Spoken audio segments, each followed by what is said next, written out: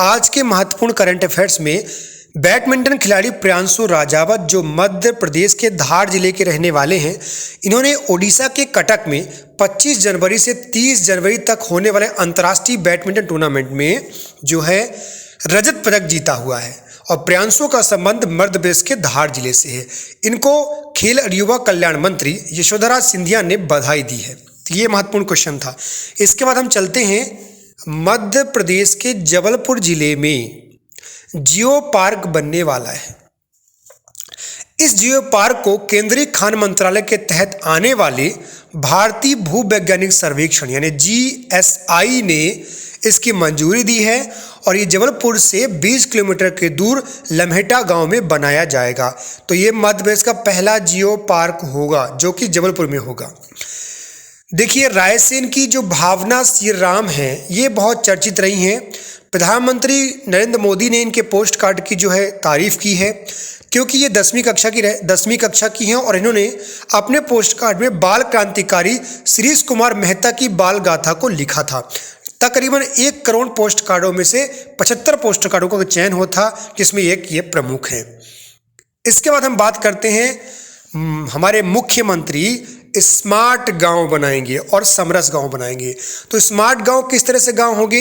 ऐसे गांव होंगे जहां बेहतरीन सड़कें होंगी, शुद्ध पेयजल की व्यवस्था होगी, अच्छे स्कूल होंगे, आंगनवाड़ी कार्यकर्ता अच्छे से कार्य करते, आंगनवाड़ी अच्छे होंगे, चिकित्सा होगी और जीवन उपार्जन का समुचित इंतजाम किया जाएगा। साथ ही ऐसे गाँव को समरस कहा जाएगा जहाँ कोई भी बरसों में लड़ाई झगड़ा नहीं होता है।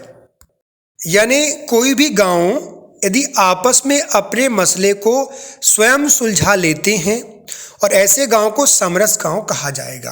यानी उनके विकास के लिए आर्थिक पैकेज भी दिया जाएगा।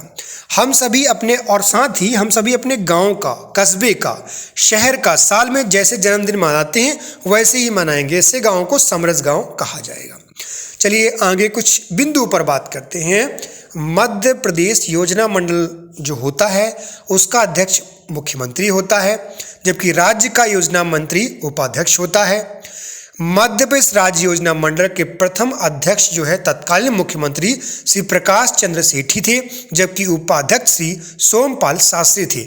वर्तमान में मध्य प्रदेश के योजना मंडल के जो अध्यक्ष हैं शिवराज सिंह चौहान हैं और उपाध्यक्ष सचिन चतुर्वेदी हैं। ये महत्वपूर्ण बातें नीचे भी लिखी हुई हैं। अब समरस गांव क्या होंगे इसके बारे में थोड़ा जान लेते हैं, जैसे कि हम पहले पढ़ चुके हैं। समरस गांव ऐसे गांव होंगे जिन गांव में 1 साल तक कोई भी लड़ाई झगड़ा ना हो, सामाजिक विषमता की रिपोर्ट थाने में दर्ज नहीं होगी और कोई भी यदि बात होती है तो वो बात थाने तक नहीं पहुंच पाए। तो जिस गांव ने 3 साल में एक भी रिपोर्ट थाने नहीं पहुंचेगी उसे समरस गांव का सम्मान जो है दिया जाएगा। आरक्षण के बारे में बात करते हैं। चलिए, तो मध्य प्रदेश में कुल मिला के 73% का जो आरक्षण है लागू हो चुका है। इन आरक्षणों में 16% अनुसूचित जाति के लिए, 20% अनुसूचित जनजाति के लिए, अन्य पिछड़ा वर्ग के लिए 27% और आर्थिक रूप से कमजोर यानी EWS जो है उनके लिए 10% आरक्षण लागू किया जाएगा। अन्य पिछड़ा वर्ग का आरक्षण 8 मार्च 2019 से, EWS के लिए 2 जुलाई 2019 से लागू किया गया है। कुछ अन्य क्वेश्चनों पर बात करते हैं। दुनिया की दूसरी सबसे बड़ी IT कंपनी कौन सी बनी है? TCS। भारत सरकार के मुख्य आर्थिक सलाहकार के पद पर किसे नियुक्त किया गया है?